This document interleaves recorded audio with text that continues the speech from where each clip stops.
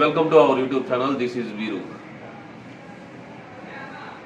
తాకట్టులో సచివాలయం తప్పేముంది అంటున్నా కొడాలి నాని. తాకట్టు పెట్టుకో, కాదంటల్లా, నీ కొంప పెట్టుకో కొడాలి. లేదంటే జగన్మోహన్ రెడ్డి ప్యాలెస్లు పెట్టుకోమను. సచివాలయం తాకట్టు పెట్టి మేమేదో సాధించేసాము, మేమేదో ఎర్రగబొడిచాము, ప్రజల కోసమే కదా చేస్తున్నా అంటున్నావు. ఎవడప్ప సొమ్మయ్యా అది? నీ జగన్మోహన్ రెడ్డి ఏమన్నా దాంట్లో ఒక ఎకరం అయినా సరే సంపాదించాడా? సచివాలయం అంటే 10 ఎకరాల పొలమే కదా అంటున్నావు కదా. సచివాలయం అంటే నీకు 10 ఎకరాల పొలంలాగానే వస్తుంది.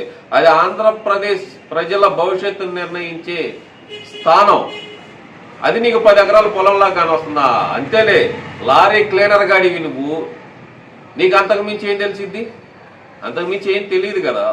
Lorry cleaner గాడివి. క్లీనర్ బుద్ధులు ఎక్కడికి పోతాయి? ఏదైనా సరే దుమ్ము పట్టిందా లారీకి కడిగేద్దాం, టైర్ కింద ఏదన్నా పడిందా తీద్దాం, ఇదే బుద్ధి. అది ఏంటి సచివాలయం అనేది, ఏం జరుగుతుంది అనేది తెలిస్తే గనక కొడాలి ఇలాంటి పిచ్చి కూతలు కుయ్యు. ఇంకో మాట కూడా అన్నావు ఏంటి, ఏదైనా సరే ప్రజల కోసమే కదా తాకట్టు పెడుతున్నావు అన్నావు. ఏం తాకట్టు పెడుతున్నావు నువ్వు? యహలంక ప్యాలెస్ ఏమైనా తాకట్టు పెట్టావా? లేదంటే కనుక ఇడుపులపై ఎస్టేట్ ఏమైనా తాకట్టు పెట్టావా? లేదంటే భారతీ సిమెంట్ ఏమైనా తాకట్టు పెట్టావా? సాక్షి పేపర్ తాకట్టు పెట్టావా? ఇందిరా టెలివిజన్ నెట్వర్క్ తాకట్టు పెట్టావా?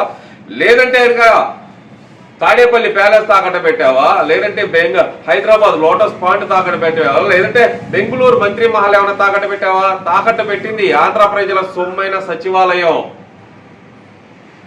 జగన్మోహన్ రెడ్డి సొమ్ము కాదు తాకట్టు పెట్టింది. అందుకే చెప్పేది నీకు, చదువుకున్నాడే మంత్రిగా ఉండాలనేది, అందుకే చదువుకున్నాడే ఎమ్మెల్యేగా ఉండాలనేది, అందుకే చదువు సంధ్యాలు లేని బేకారు నా కొడుకు నీలాంటి వాళ్ళు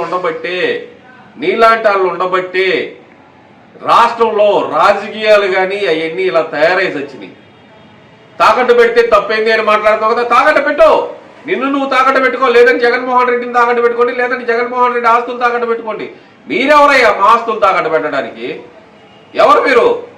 ఈ రోజు గవర్నమెంట్ సొమ్ము అని చెప్పి తాకట్టు పెట్టావు, రేపు నుంచి ఒరిజినల్ రిజిస్ట్రేషన్ పేపర్లన్నీ నీ దగ్గర పెట్టుకుంటున్నారు.